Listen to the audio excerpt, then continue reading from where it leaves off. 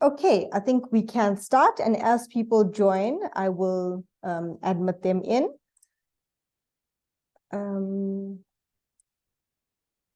Okay, so I have introduced myself just by way of introduction with regards to Roger. Roger is a former high school science teacher and school principal who has spent the last 15 years in higher education leadership.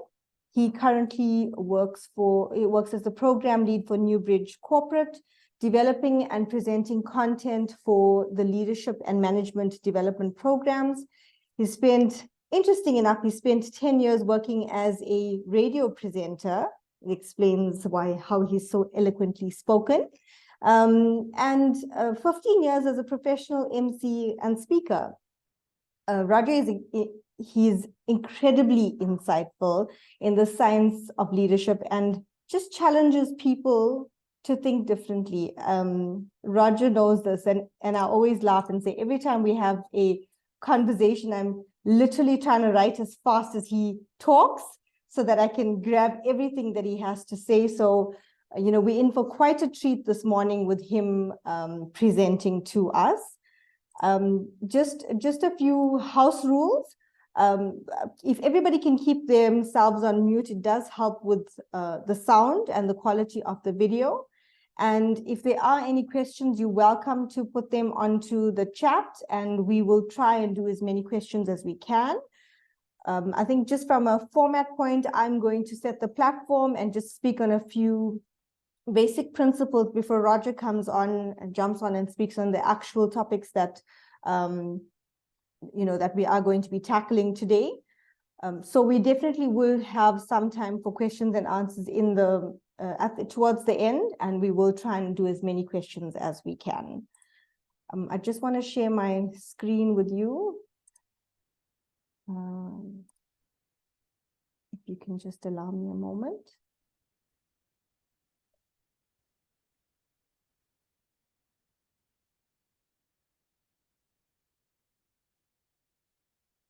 It's just doing something weird, but I'll be with you now.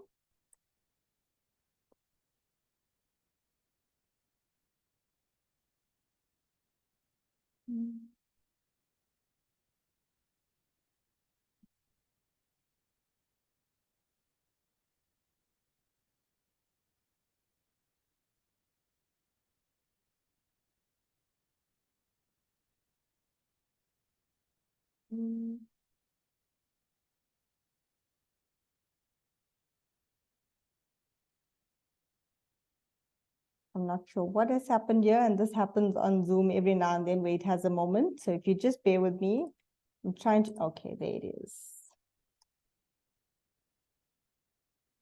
Can everybody see my screen?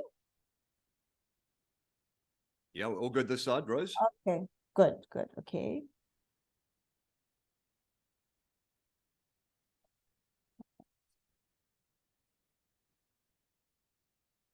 Okay, so just by definition, what is an evolutionary leader?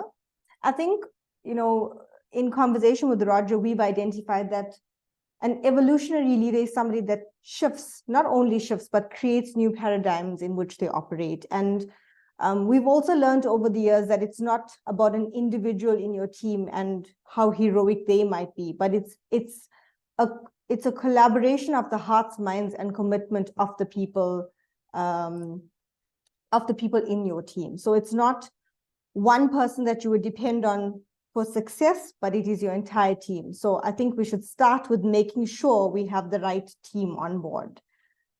What has changed? So I think before we get into how to lead people effectively, I think we need to acknowledge what has changed. And we currently in work environments where we're seeing all the generations or most of the generations that have passed and present. And in some ways, we're fortunate to experience different types of people from different generations.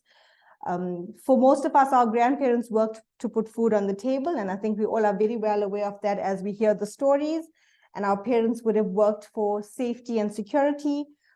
what we need to understand or what we need to investigate is what is the current generations working for, if not necessity, because a lot of the current generation are not working out of necessity like the previous generations. Just so you understand what the generations are, millennials, the millennial generation is a demographic born between 1981 and 1996. They're currently between 27 and 42 years old. This makes up a large portion of the workforce, and I think a lot of us even here today are probably millennials as well.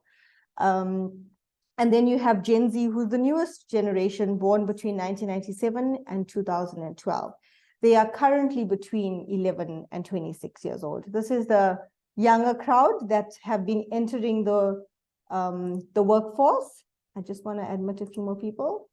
And they seem to be the challenge currently in terms of knowing how to manage them. So I think understanding how to be an evolutionary leader will help us manage the generations we're operating in as well. I'm not going to go through all of the characteristics of these generations, but I think the most important ones to note is that millennials value meaningful motivation. They want purpose. They want to know that they are making a meaningful contribution to the environment, to the company. They also are free thinking and creative. They're known to be the most adaptive and creative generations. They've seen most of the technology changes that have happened. And somebody's not on mute, so it's interfering with the sound. Thank you. And they prioritize tasks rather than time. They're not generally your clock watchers. With regards to Gen X, they are in many ways different. They need to work with modern technology. They need feedback on how they're performing. They have an entrepreneurial mindset, and they value flexibility, known to be quite competitive as well. That's what we're dealing with. I think the bottom line is we all want the same things. As much as we want to understand the generations that we have to manage as leaders, as much as we want to know what makes them tick, as much as we want to know how to understand what will motivate them and what will demotivate them, the truth of the matter is that we all really want the same things. If you look at what you wanted when you started working, and if you look at the basics or the fundamentals of what they are looking for, it's more or less the same things. And it brings me back to Maslow's hierarchy of needs, which is something we can always go back to when we're looking at our staff and what their needs would be. Physiological needs would be your absolute basic needs: safety and security, love and belonging, self-esteem, and self-actualization needs. I think we all aspire to have teams that are at the top, self-actualization. So Roger will be giving us some of the tools to push our teams into this category.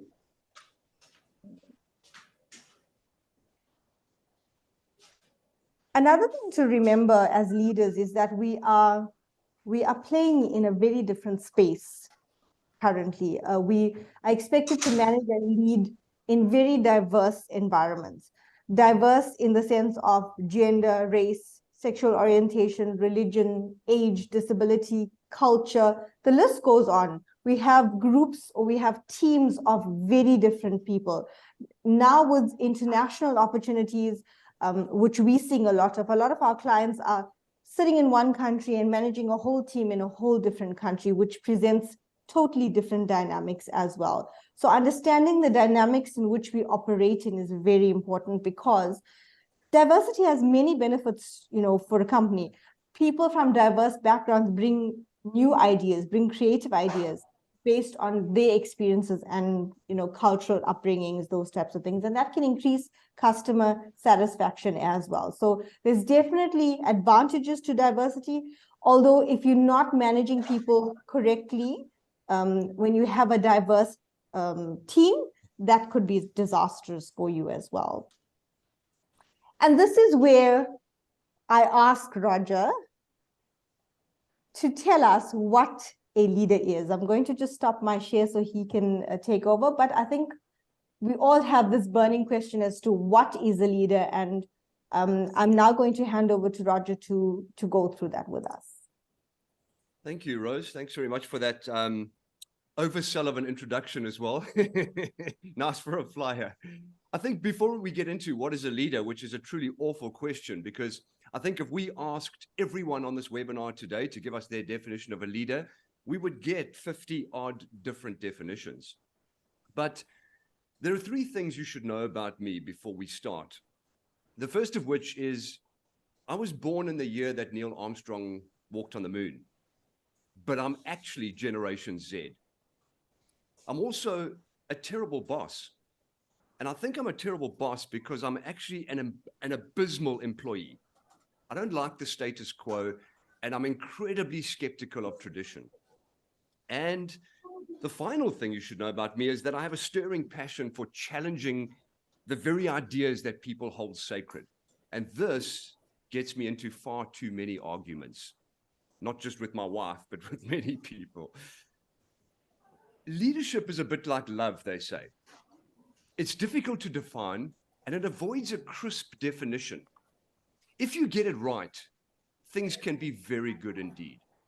But if you stuff it up, you will regret ever having pursued it in the first place.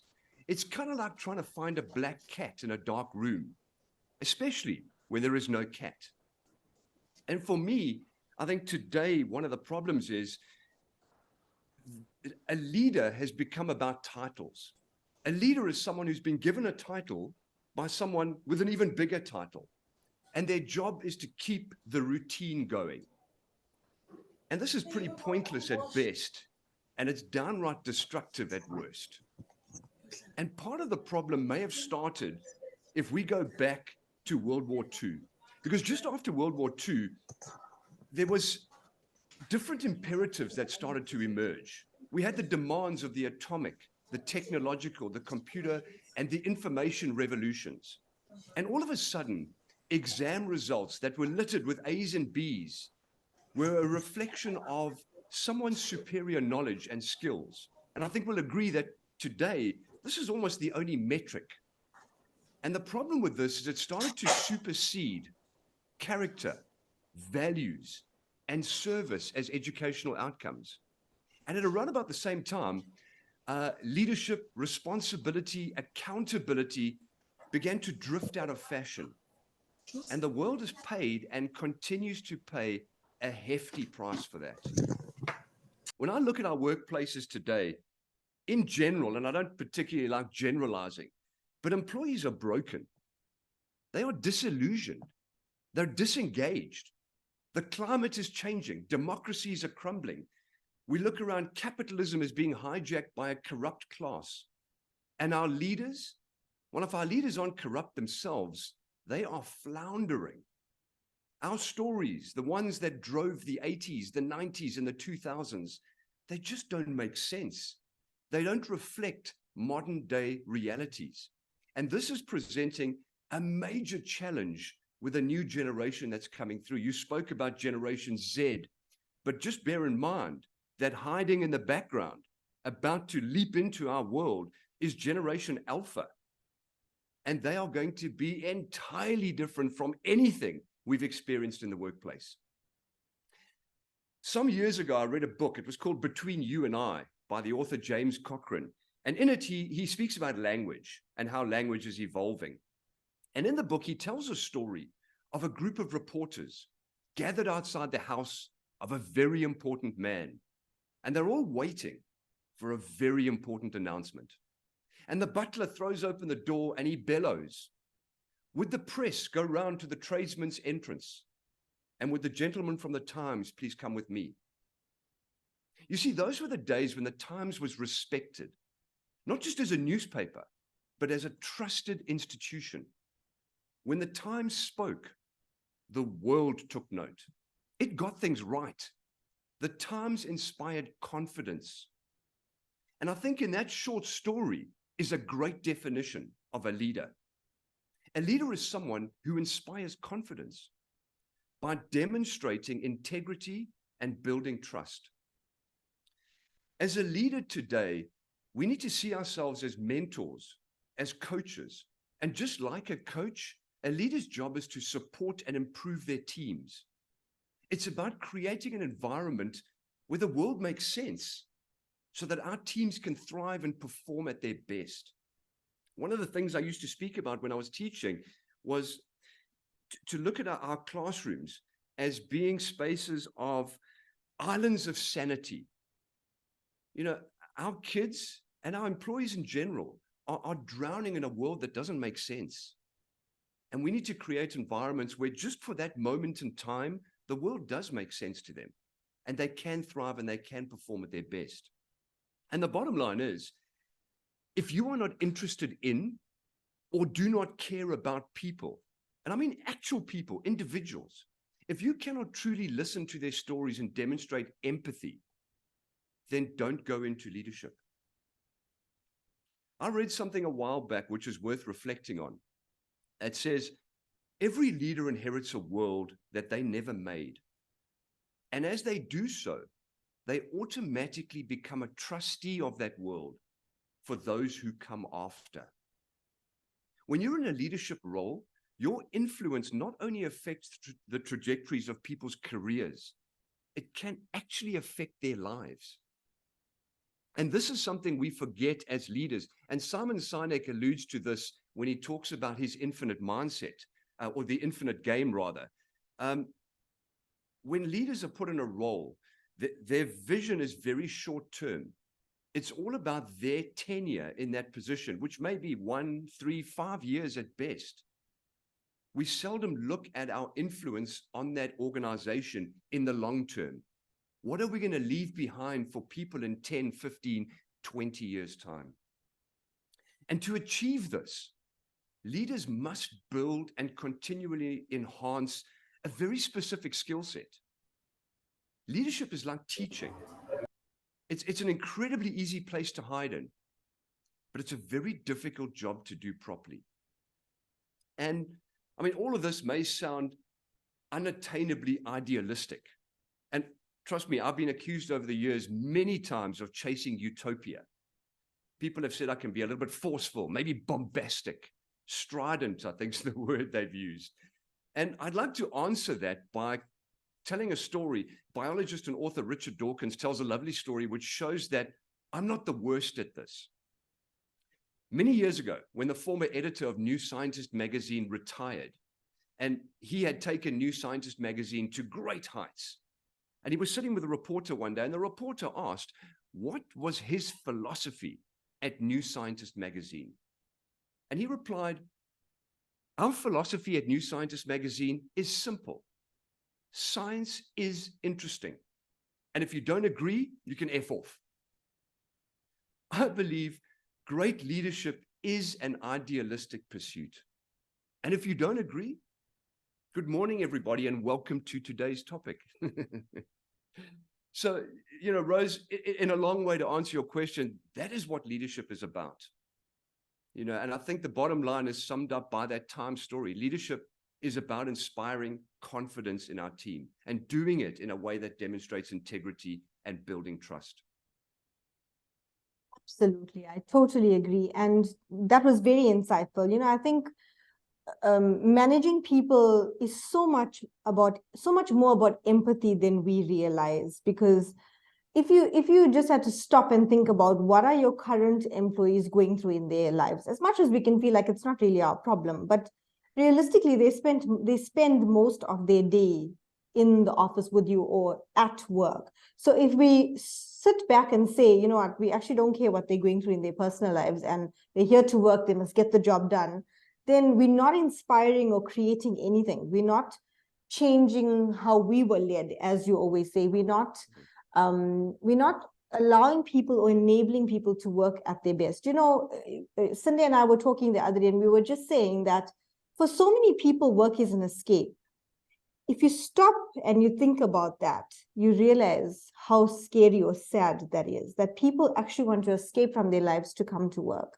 And these are the same people we are expecting to do phenomenal things in our organization, because your people are the backbone of your company, or your people are the makeup of your company. They are what pushes you over the line. They are what allows you to be successful as an organization. And yet we deal with people that go through a lot in their lives, so I think stopping and asking yourself the question in terms of how well do I know my team and how are they going to ensure that we win is such an important question, because it goes back to empathy. It goes back to having a passion for people. Like if you don't have a passion for people, you should not be in a leadership role, because then they'll just frustrate you every day, and you're going to see it as a tedious task to have to deal with people, because the truth is people come with their own complexities, and understanding them and understanding how to work with them becomes absolutely fundamental to having a successful team. So, that word empathy, I think there is yes. critical. It's a misunderstood term. And I think part of the problem is, if I look at myself and my leadership journey, one of the most difficult things that for me to develop and to become good at was empathy. And part of the problem is possibly because many of our leaders today are my generation and a bit older. And I grew up in a generation where empathy wasn't a thing, especially for men. Cowboys don't cry. That was my world. So 100%. It was very difficult for me to truly listen to and understand someone else's story. And I think that's been my biggest challenge as a leader. And it's arguably one of the biggest challenges for many leaders out there, is 100%. Understanding what true empathy is and being able to develop that in ourselves. And Roger, I find that as leaders, we are not great at listening. I think because we know so much, or we think we know the answer, we want to listen and then quickly give a response and solve the problem. But I'm finding more and more important is listening to what people are actually saying, because we always in a hurry. We're in a hurry to find a solution, move on, solve the problem, and get on with our work. But realistically, people know when you're not listening to them, or people know when they've lost your attention. And I think we need to identify that. Are we listening just to find a solution, or are we listening because the person is having a conversation or talking to us? Are we listening to understand what they're actually saying? So I think in line with empathy is listening, because I often find that people don't listen. And that's one of the challenges. But I think you and I, when we discussed, when we were planning for our talk, you identified two major problems that are, big problems that are faced in the workplace currently. Can you tell us about some of the biggest problems in the workplace that you found recently? Yeah, something I didn't put into this section of my thinking was this idea of listening. One of the problems with listening is that it's like driving. When they survey the general population and ask people about how they rate their driving skills, 80% of people say they're above average, which of course statistically is impossible. But the same goes for listening. If you ask people, how good are they at listening, the majority of people will say they are very good listeners, but they aren't. And that is a major problem in our world today. And I'll kind of allude to a little bit of that later on. But, when we talk about what are the biggest problems in our organizations today, there's an easy answer to that. We only care about the bottom line, shareholder return, short-term metrics. That's it. And I jest a little bit there, but what you measure really matters. And if you think about your organizations and think about what it is, what does your organization put emphasis on? What do they measure? And when I think back to the years and I taught for 20 years, so my teaching career, I was measured throughout my teaching career on the number of A's and B's my classes got, my pass rates, my exemption rates, my sports results. Did we win on Saturday? I was recognized as a teacher entirely for results, but I was never recognized for my role as a teacher. I was never recognized for my influence that I had on the lives of my students or the school as a whole. What we measure really matters. And I think very often we put too much focus on measuring the wrong things. So sometimes it's not the fault of the leadership. It's the fault of the system that's being set up. If you measure a leader on the bottom line, that is what he's going to chase. And that is what he's going to care about. When they interviewed former Gallup CEO Jim Clifton, he answered the question quite nicely about the problem in today's organizations. He said the single biggest decision you make in an organization, bigger than all the rest, is who you name manager. When you name the wrong person, nothing fixes that bad decision. Not compensation, not benefits, nothing.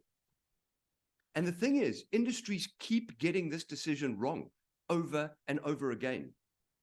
They spend billions every year on everything but hiring and training the right managers. Managers who should be caring for, developing, and maximizing the strengths of every single employee. My daughter talked me into watching the David Beckham documentary this past weekend, and I capitulated eventually for a bit of father-daughter bonding time.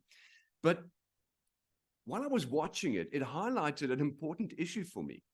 We are very quick to judge, but we seldom take the time to understand someone's story. During the 1998 World Cup quarterfinal, Beckham received a red card at a crucial time in the game. It was a silly and it was a careless mistake by a 23-year-old. It was a reaction to some provocation from the Argentinian player Simeone. England would go on to lose that match on a penalty shootout and would exit the World Cup. And the thing is, at the time, the England manager, Glenn Hoddle, who, by the way, had made the World Cup all about himself, he publicly vilified Beckham and he blamed the loss of that game on him. And the resulting fallout from there would be a country that would go on to crucify Beckham and his family at every turn. And the thing is, it was ruthless, it was relentless, and it almost destroyed him. But there was a savior, Alex Ferguson, his Manchester United club manager. Alex and his teammates rallied around Beckham. They shielded him from the abuse and provided the support that he needed to not only recover, but continue to play football. And Manchester United would go on to achieve what was deemed the impossible. They would win the treble in 1999, a year later. And Beckham would be instrumental in that victory. He would go on to captain England in the year 2000. And the thing is, too many leaders make it all about themselves. They are too quick to blame their teams.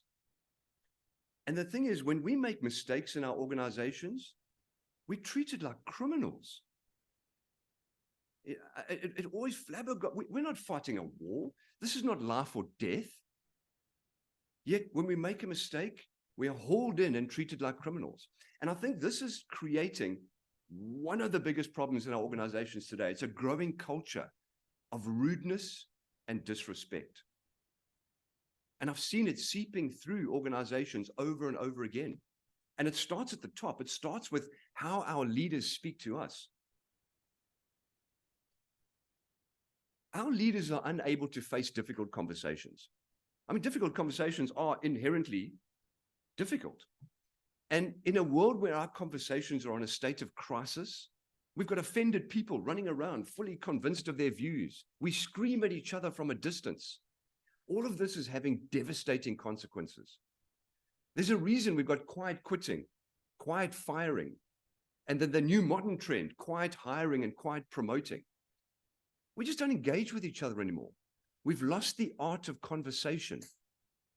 We sit in an office right next door to our colleague, and instead of getting up and holding a conversation, we WhatsApp them or send them an email on what to do. CEO Bob Chapman was speaking to a military general some years ago, and he asked the general, how do you condition your soldiers to kill other people? And his answer was, we don't. We teach them to take out targets. You see, Chapman went on to rightly observe that the military actually has learned to use language that dehumanizes the situation. Because as human beings, killing other people is actually very difficult. There's statistics that they found from World War I. If you own a bayonet from World War I, those things, those knives that go on the end of a rifle, and many people have these artifacts in their homes, or there is a 90% chance that that bayonet was never used to stab someone, because we cannot bring ourselves to do that. Most of the bullets fired in World War I were fired over the head of the opposition. And the armies learned a lesson from World War I, and they changed their entire training environment, where they started to train their soldiers in a way that dehumanized the enemy. Because if you don't see your enemy as human, it makes taking their life even easier.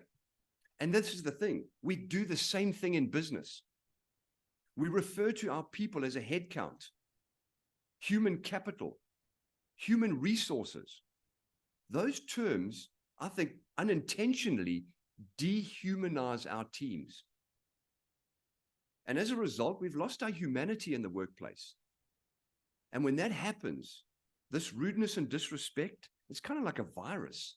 It spreads incredibly quickly. It starts at the top, and before you know it, everyone in your organization is treating each other with rudeness and disrespect. We're dehumanizing our institutions. And the way we treat people, I think, says more about us than it does about them. I remember being told a story when I was teaching. It was the principal of Westfield Boys at the time who said to me, for every kid with a behavior problem, there is a story that'll make you cry.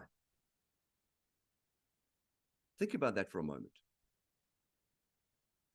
For every kid with a behavior problem, there is a story that will make you cry. A problem employee is more likely to be systematic. And it starts with, hey, you hired them. And our hiring processes are shockingly bad. I was talking to you a while ago, Rose, about this story. I had a friend of mine who's one of the managers at one of the top schools in Durban. And they were headhunting a young teacher. I mean, this guy is the next answer to teaching. And they put together a package that he just couldn't turn down. And they called him over for the interview. And the interview went as it should, as it was planned. And at the end of the interview, they gave him the final offer. And he stood up and he said to her, I'm not going to be taking the job. And he said, what? He said, that was the most generic, uninspiring interview I've ever sat through in my life.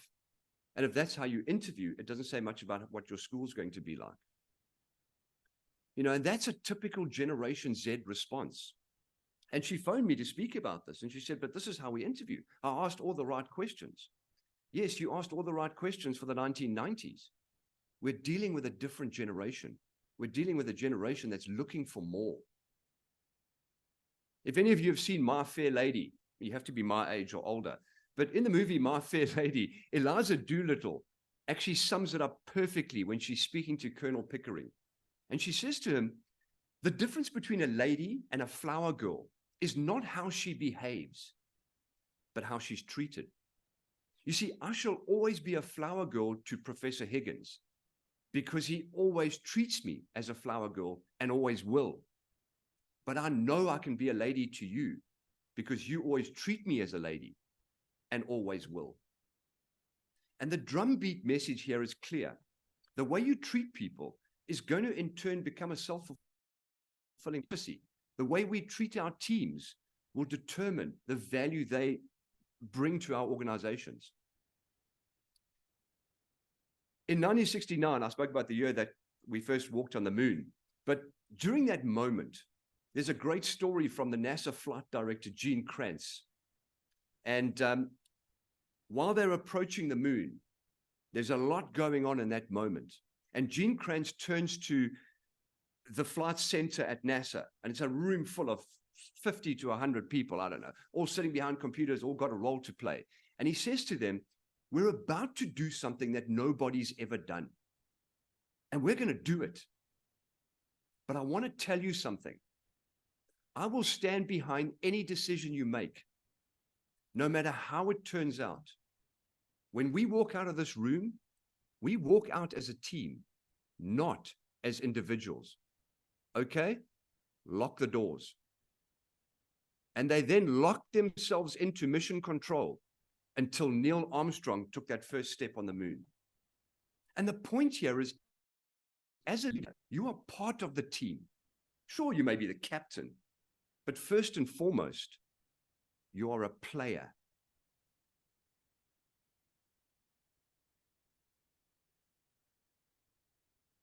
Ooh, lost you there. There we go. And that really, I hope, sums up the major problems in our organizations at the moment. We're too trapped in our old school thinking. And we need to redefine how we see our roles as leaders. It's not about the title. Simon Sinek, I'm trying to remember the quote he made. He says, leadership is not about being in charge. It is about taking care of those in your charge. And that's leadership. And that's what's lacking in our organizations today. Leadership is about being in charge. We don't see it as our role is taking care of those in our charge.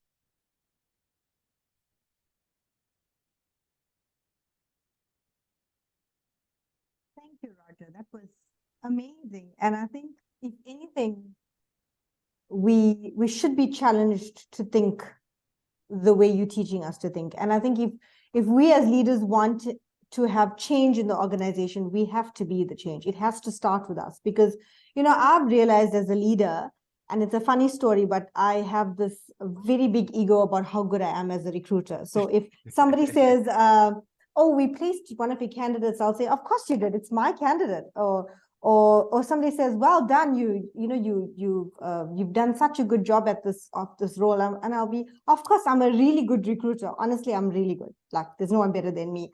And I find my staff say the same thing. So if there's a placement, or if they made a big placement, or the client gave a compliment, they're like, obviously, I'm so good at what I do. That's why. So it's a trivial example, but the truth of the matter is, what we do is what our staff will do, and how we present ourselves is exactly how they will learn to present themselves. How we celebrate is how they will celebrate. How we discipline is how they will discipline. And Roger, I'm going to put you on the spot here, and I'm going to ask you a question, because I think every time we do this talk, this question comes up. So I hope you're prepared. But but a lot of leaders ask this question. They ask, I'm managing a team, and I try my best to inspire, to motivate. But my biggest challenge is with top management, and how they are not open to change, how they rule with the iron fist, how they are worried about the bottom line, and they're just not interested in the changes that I want to make as a leader. How do leaders that are here today tackle top management and their different ideas on how teams should be run for the benefit of the company? That is a very good question. It's a difficult one to answer, but I think, again, going back to my teaching years, and teachers faced very similar challenges. Many teachers want to do the best they can do in the classroom. They want to be different. They want to inspire their kids. And they often feel stifled by the system and the leadership at the top. How do you fight against that? And the thing is, you don't fight against it. As a teacher, it was about starting in my bubble. My classroom was my kingdom, and I could do what I needed to do there to be different. And working closely with those around you, the other teachers in the classroom next to you, and together trying to create a bit of change in your space. Because the bottom line is, in many cases, you're probably not going to change the mindset of the person at the top. They are going to be what they are. But every now and then you can hope that by creating that little change in your bubble, they may look out of the window of their ivory tower and go, there's something interesting going on there. Let me go and find out more.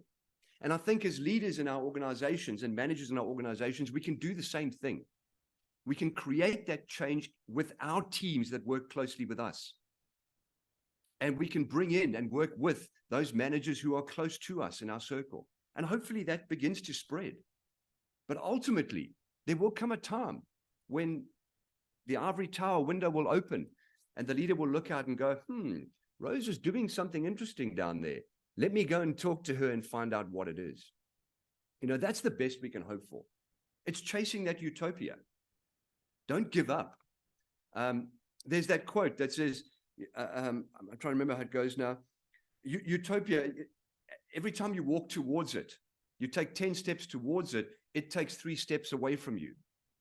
And the point is, what is the point then of utopia? And the answer is to just keep walking. And that's what we've got to do as leaders. We've got to just keep walking, chasing that utopia, because the alternative is devastating.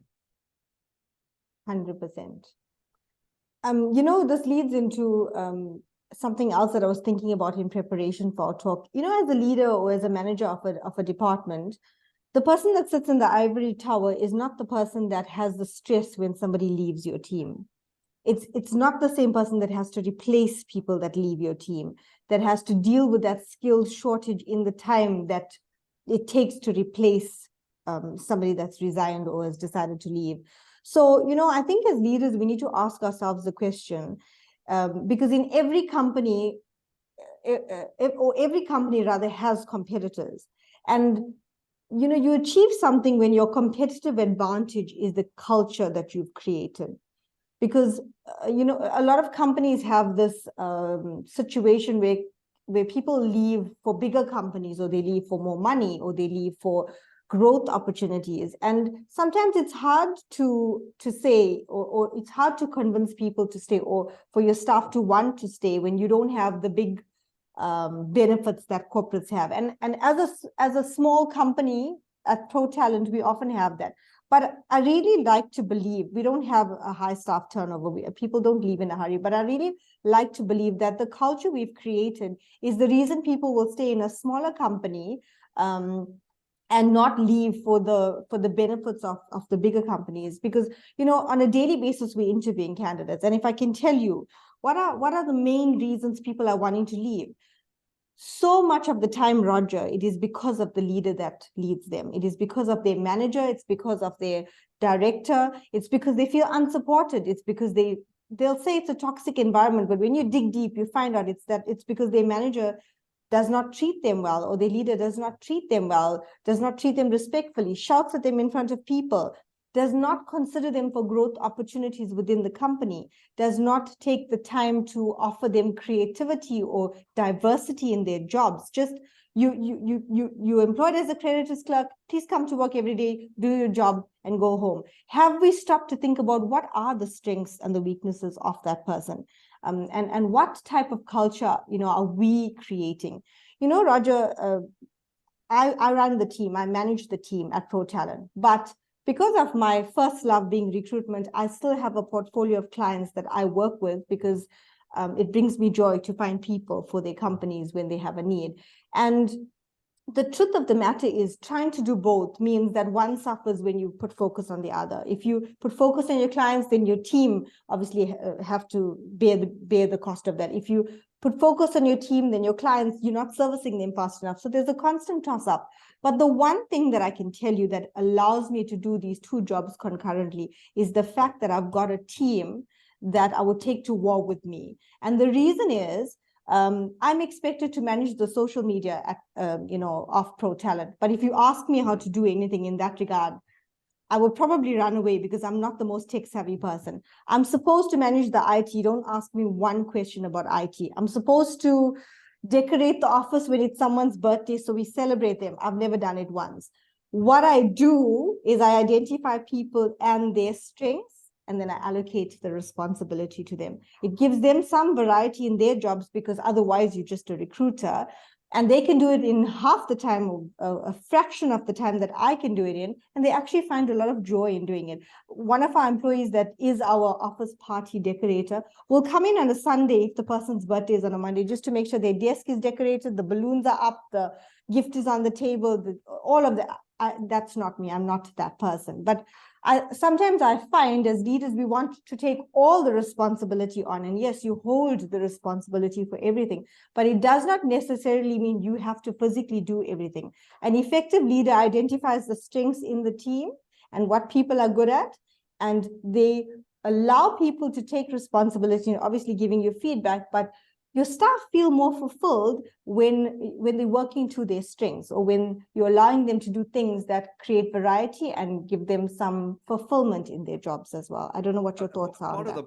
part of the problem there you're talking about is, as human beings, we are very good at identifying the weaknesses in others, but we're really bad at identifying the weaknesses in ourselves, and it is a human trait.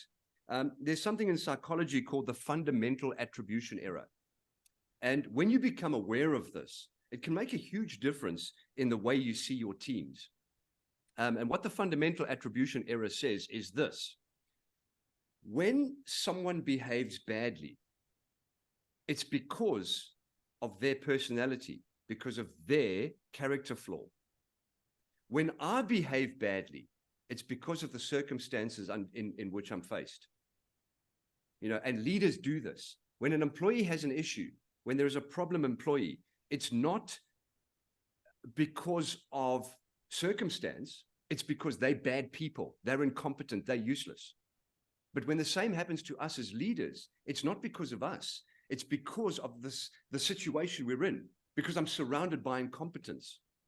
And that's an important mind shift to be able to have, is understanding that fundamental attribution error. Absolutely.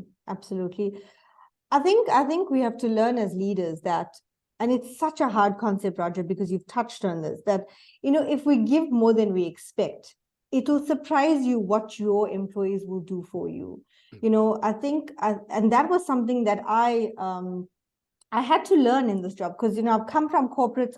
I've spent 10 years as an HR manager in a medium-sized 150 employee company, and you learn to manage by what is expected from the directors, and not to change anything but do what is expected. So for me to come into Pro Talent and learn to be generous was something like Cindy I would say to her, I want to do something with the staff, and she would say, but why can't we do something bigger? And I would be like, okay, but that's a bit much.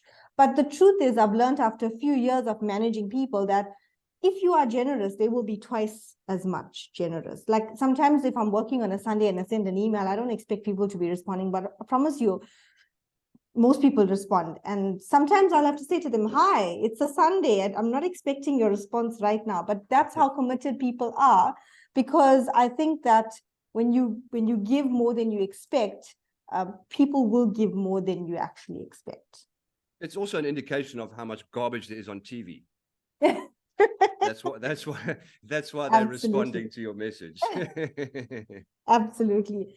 Another thing I wanted to touch on was, recently we had a trauma coach come in to chat to our staff. We just found, let's say after COVID, let's just say that people go through a lot of trauma and they don't necessarily know how to deal with it. So we just had a trauma coach come in, and she just did a general talk with our staff, and it made me think about leadership and whether we as leaders cause trauma for our employees. And the reason I say that is, if I think back to my first ever HR job, I worked for a corporate, and I literally had just started, and there was a director, I'm not going to say his name, but he was massive in structure to start off with. And my first ever conversation with him was traumatic, because he is somebody that just belittles people for the sake of it. It's just who he is. And I promise you, Roger, after a few interactions with him, my office was next to his. When I would hear the roller bag coming down the hall, my stomach was already, whether he was going to see me or speak to me or not, my stomach was already in knots. On a Sunday night, my stomach was in knots, because thinking I've got to go and face this man the next day, and I don't know what he's going to say. So are we causing trauma for our employees? If I think about people that have joined us at Pro Talent, like sometimes somebody would come to ask me for time off, say they need to take their car for a service. Roger, I would get a long explanation about they need 2 hours off. So sometimes I would be like, can you stop? What do you need? What do you actually need? I don't need you to convince me that you have a need, but what do you need from me? Then the person will say, well, I need to leave at 3. Done. Leave at 3. It's okay. You don't have to explain the whole story. If you have a need, leave at 3. It's fine. Just this morning, we had one of our employees, she left her bank card at home, went to the ATM, there was some drama, and her car broke down on the way to work. By the time I had just before our webinar, by the time I had got onto the phone with her, she was in tears. She was crying, sobbing, the car broke down, she doesn't have a bank card. All of this happened in one morning. So I said to her, hi, calm down. If your stress is about getting to work, do not stress about that. Deal with what is in front of you, sort your car out, go home, settle yourself. We'll talk later. You don't have to physically be in the office. If that is what's causing you stress right now, don't worry about that. Worry about the situation at hand. To be honest, she sent me a message just before we could start to say thank you. Because I think, you know, when you're trying to get to work and your intention is to get to work and you have all of these things happening that are out of your control, the last thing you need is your leader saying, I don't know if I believe you. I mean, what time are you actually going to get you? And how are you going to actually get your job done today? Because the person is going through something. So I think, again, it makes me ask myself the question, are we the cause of trauma for our employees? Sometimes people that have recently joined us and don't know me well, when they're stuck in traffic, they'll send a picture of being stuck in traffic. So my response to that is, because you've created an environment, well, not you, but we yes, as leaders have created an environment of distrust. absolutely. You know, so the person can't just say, you know what, Rose, I'm in traffic. We have to take a picture to put it in writing to show that we are actually in. It's insane. And that shocks me. Why are we creating environments like this where we're causing our teams to live in fear? It takes me back. It's 100%. My school days from the 80s. 100%. So, you know, I think we need to take a hard look at ourselves. For me, as a leader, you've got your targets. You know what the minimum acceptable standards are in our company. You know what the activity required is in terms of your KPIs, whatever companies are doing right now. So why do I need to micromanage you? I don't. I need to leave you to do what you do or what I've hired you to do, because you know what is expected of you. And I think if we can change our mindset, like if a person is 5 minutes late, sometimes they message me and I don't even see the message because I'm busy doing something else. It's not something I'm going to stress about. If I see them missing in the team, then I'm going to be like, where's this person today? I'm not sure what's happening. But I'm not going to look at my watch and say, oh my gosh, it's 8:15 and Sam has not arrived, or whatever the case may be. How are we making our people feel? How is your employee feeling on a Sunday night before they need to come to work on a Monday? How are you responding, like you said, Roger, to a mistake that they have made? Change your approach. If somebody comes to tell you they've made a mistake, don't react the way you usually would. Change your approach and see what their response is. Like, I think that changes everything when you decide to make a conscious decision to change your approach in terms of how you handle your staff. You spoke there about KPIs and performance reviews. I mean, how is that even a thing today? How do we subject people once a year, maybe twice a year, to this process that is terrifying and 100%. Totally unhelpful at best? Definitely. And I think that formal, so we don't do a once a year formal review. I do catch-ups. I call it a catch-up. I do a catch-up with my team. And it's not even a formal process that we follow. I just want to know, how are you doing? What are your challenges? How can I help you? How can you help me? How can we be? My famous saying to my team is, I'm here to help you win. If you understand that, even when if I do have to discipline you, or if I do have to tell you where you went off course, take it from the point of, I'm here to help you win. And I think if our people know that we're here to help them win, they will take the correction a lot better in that way. Definitely. And I think the last thing that I just want to touch on, because I think we are out of time, is something that Cindy also talks about all of the time in a lot of her talks, is how are we acknowledging or praising or celebrating our staff? I don't know, Roger, if you have any thoughts on this, but I think that leaders don't do this enough. Yeah, that recognition is an interesting conversation, and I think, you know, that's almost can be an entire conversation on its own, because recognition can be a double-edged sword. You know, recognition is incredibly important, and the research is sound in that, you know, when you recognize people for their achievements, they do perform better. But there is a right and a wrong way to recognize people as well. One of the things we do in our organizations as leaders is we often recognize the wrong behavior, and we recognize the wrong people in our organizations. And that can be one of the most devastating things of all. 100%. But and I alluded to the recognition thing earlier. You know, it was great to be recognized as a teacher because I won the rugby game on a Saturday. But I was never really recognized for what I was there for. I was an educator. I was there to inspire kids. I was there to change lives. I was never recognized for that. That was never a thing. It was all about the results. So what we measure, what we recognize is critically important. 100%. And I think the bottom line that employees that feel less stressed at work because of our management style perform better and actually stay away less. Because what have we seen from the research? We've seen that stress, which 80% of the people that I interview from mid to senior level, from skilled to CEO level, often have the same response, in that they say that they are in a very stressful situation at work. And that is part of the reason they want to look at working at a different organization, to reduce their stress levels. And what have we learned about stress levels? It affects your physical health. So I think that if we're smart enough, we will figure out that if we are not the cause as leaders of the stress that a person goes through because of our leadership style or because of who we are, we actually will have a more productive and a happier and a less sick workforce, if I can be blatant to say it that way. Absolutely. You know, the thing is, I mean, I've learned a lot from reading about and listening to people's stories. You know, I love reading biographies and seeing how people overcame challenges in their lives. And I talk a lot about the science of leadership. And it's this idea that we spoke about today, the evolutionary leader.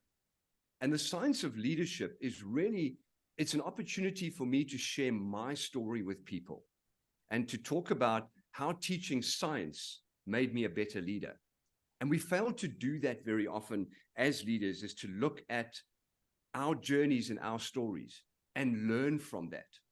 Because science is built on intellectual humility. Science is about being wrong. And being wrong is an offset of self-awareness. It's how progress is made. And I find it really a little odd that our society sees this as a weakness. We see changing our mind as a kind of shortcoming. The COVID pandemic highlighted this very much so. And it shows how there is such a disconnect between what science is, you know, and people's expectations. During that COVID pandemic, there was ongoing research happening all the time. And people found it really problematic that the scientists would say one thing one day and then say something almost contradictory the next day. And this was seen as a problem, you know, and it became this, oh, we don't believe the science anymore. And it created a massive problem in our world because people don't understand the idea of intellectual humility. Changing our mind is how we make progress. You know, to ask everyone on this session today, when was the last time you changed your mind about something significant? And my story through teaching is exactly about that. It was about situations that I encountered, especially early on in my career, that made me change my mind, not double down and continue to do those things because that's how I was taught and that's what I knew. And as leaders, we need to embrace this concept of intellectual humility. There's a story that Sir Ken Robinson tells, which I love. And he tells the story about the Dalai Lama, the spiritual leader of the Tibetan people, and some say the wisest man on earth, although recent developments would probably argue against that. But the story goes that some years ago, he was at a peace summit. And there are thousands of people in attendance. And on the main stage sits some of the global leaders and the Dalai Lama perched on his cushions as he does so with his legs crossed. And the peace summit is going on. And at one point in the conversation, an audience member asks the Lama an incredibly insightful question. And he takes a deep breath and he closes his eyes. And there's silence. And in that moment of this deathly hush in the hall, everyone is edged forward on their seat. And they're waiting because this is going to be great. The answer to this question is going to be the wisest thing anyone has ever said. And an eternity goes by. And finally, He lets out his breath and he opens his eyes and he says, I don't know. I've actually never thought about that. And that's the point. We need to learn to say, I don't know. As leaders, we don't have to have all the answers. It's about being a hero. I mean, let's be honest, our teams don't want heroes. Our teams want to contribute because they have ideas. They want to be useful. They want to solve their own problems. You know what they want? They want someone to believe in them, and they want someone to give them a chance. We need to learn to hand over control. We need to learn to stop insisting that we know all the answers. Because again, we seem to think that, and it's that survivorship bias problem. We seem to think that we got to the top and we are now in that number one position. And that means that what we did is the best and only way to get there. Because we're only looking at the situation. But how many people have done that and not got to the number one position? How many people have done that and not succeeded? We need to start looking at the stories of failure. There's a guy called Destin Sandlin. I don't know if you've ever heard of him. Ever heard of him? So Destin Sandlin is a missile engineer from Alabama, but it's not what he does for a living. Destin's married with 2 kids. He's got a house and a white picket fence, but he's actually anything but ordinary. You see, in his life, he's fired an AK-47 underwater. He's studied the physics of a falling cat. He's had a hummingbird eat out of his mouth. He's analyzed the lips of a beatboxer. He's filmed a tattoo artist at 32,000 frames per second. And all of this seems really weird, but Destin actually runs a YouTube channel called Smarter Every Day. Check it out. It's really good. He's a curious guy. But this is not the real reason he does things. Destin's actually addicted to adding new experiences to his perceptions, to challenging his assumptions about the world. And the point is, we live in the most stimulating times of the human story. Our world and our workplaces, you alluded to it, are the most diverse in all of history. Perspective is one of the most powerful weapons in a leader's arsenal. It's about being willing to challenge our assumptions, change our mind. We need to be obsessively curious because maybe, just maybe, we are wrong. Very true. Very, very profound. Thank you for that, Roger. I think we've come to the end of our talk, and I'd like to just allow for, we've got 5 minutes for questions. So if anyone has a question, you're welcome to put it into the chat, and either Roger or myself can do our best to tackle that. Or put your hand up, pop your microphone on, put your camera on, let's see your face. Whatever suits you. Get in the groove. But let's try and get 1 or 2 questions in just before we close. Is there anybody that has a question or a comment or anything that you want to let us know? I mean, while people are pondering that, I will add that leadership is leadership's like old age. It's not for the faint-hearted. You know, and the thing we need to remember as leaders, we were given a platform. And we need to ask ourselves a question. What do we yearn for? Do we yearn to defend our own long-held beliefs, our unconscious biases? Or do we yearn to see the world as clearly as we possibly can? Because as leaders, we've got to have the courage to evolve. We've got to continually add mutations to what we do. And this means we've got to relentlessly update our judgments. And we've got to do it without overreacting. We've got to gather and synthesize many perspectives. We've got to research, we've got to think, and we've got to be daring enough to lead the inevitable change. Because leading change is tough. You know, the last 2 years in the world, 3 years in the world have been all about change. And I think we're in danger of creating something that scientists are beginning to call change fatigue. God, our teams are tired of that word. You know, they're tired of change. And it's because we're leading change so badly. Because change is critical to survival. If evolution has taught us one thing, if we don't change, we die. It's the reason our species is here. So we need to embrace change. But the thing with change is, in our world, we expect change to happen now. I told you today, Rose, and tomorrow you've got to be an evolutionary leader. You know the pressure that puts on us? Evolution doesn't work like that. Evolution is slow change. It's change over millions of years until ultimately a different species emerges. And this is what we need to do as leaders and with our teams. We need to embrace the idea of slow but consistent change, so that ultimately what emerges at the other end is a totally different species, one who is better adapted to the changing environment, one who will be able to embrace Generation Alpha when they arrive at our door. Because I tell you, that's going to be a scary moment. We think Gen Z are bad. Yes. Woo, they're coming quickly. They're coming for you. And they're coming soon. Okay, so I don't see any questions in the chat. I'm not sure if anybody wants to unmute and ask us anything, but there seems to be either a crowd that is wowed by what we've said and has no questions because we've answered all the questions in our talk, or they're just shy. I'm not sure. Or we put them to sleep. I hope we haven't. Okay, I can see Mount Edgecombe Country Club are awake. They're laughing there. Yes. Welcome, guys. we are awake, Rocha. Thanks, Wandile. Okay, great. That's great to hear. Okay, while we're still pondering if there is a question, we do have a lucky draw that we're going to do. So that's the exciting bit.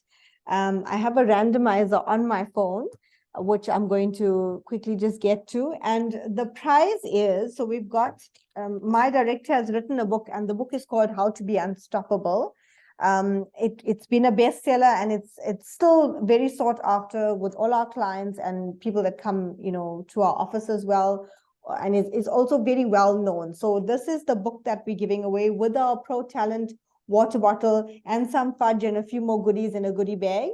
So I'm going to select a winner via my randomizer. Rose, yes, I read that book a while back, and a part of why I'm sitting here today in the role that I have taken on is because of that book. Brilliant. Roger, if you look at mine, it's got sticky notes, it's got highlights, it's got notes written on notes. So I can totally identify with that. And it's also helped me in my role as well. So this person is pretty lucky. And what I have is number 98, which is Nosipo Ngubane. Are you on today? I'm not sure if she's here. Do you have to be here to win it, Rose? We didn't. You have to be here. You have to be here. Okay. If you are, you can unmute. I'm going to keep calling names until I find a person that is here. I haven't found her. She hasn't responded. Nosipo, are you here? No. Okay, we're going to choose again. Number 54. Okay. That's me. Debbie Marimutu. Are you here? I think I just saw her leave a few minutes ago. I'm not 100% sure, but let's just double check. Not here. Okay. One more time. Third time. 27. Lindo 27 must be here. Lindo Kushle Nkize. No? Going once? Let me just look. I don't see No. Linda Kushle. Don't see. Okay. Okay.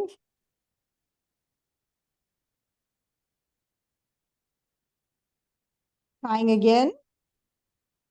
Fourth time lucky, they say. Fourth time lucky. Okay, we're going to try again.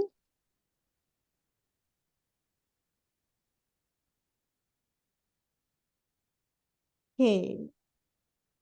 I've got Maxine Naidu. No, Where's Maxine? not here. No.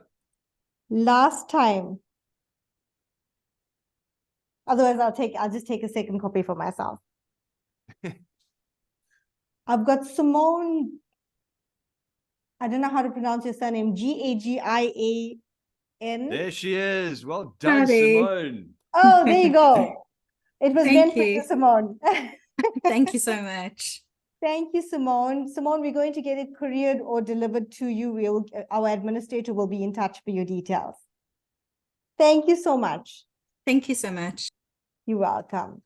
Okay, I'm just going to share my slide with our contact information, just in case anybody needs it, just before we go. But we hope that you have benefited from today's talk and that it has inspired you to think differently.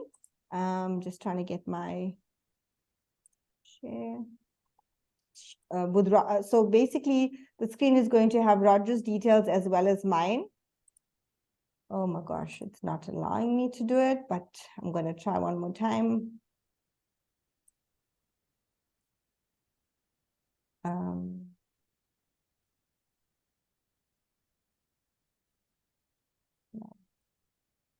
No, it's not allowing it. It's fine. But I think everyone that's booked has my contact information.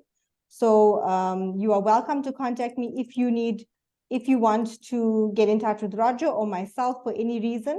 Again, thank you to Roger for presenting to us today. I think that there's definitely lots of nuggets that we can all take away from this. And I hope that it inspires you to do one thing differently as a leader, at least, because we have to be the change we want to see in our organizations. Thanks again. I'm getting lots of thank yous in the comments. Roger, just so you know, lots of thank yous in the chat. Yes. So Thank you again, very much. And thanks to everyone for joining. Thank you for the opportunity as well. I always love a Definitely. platform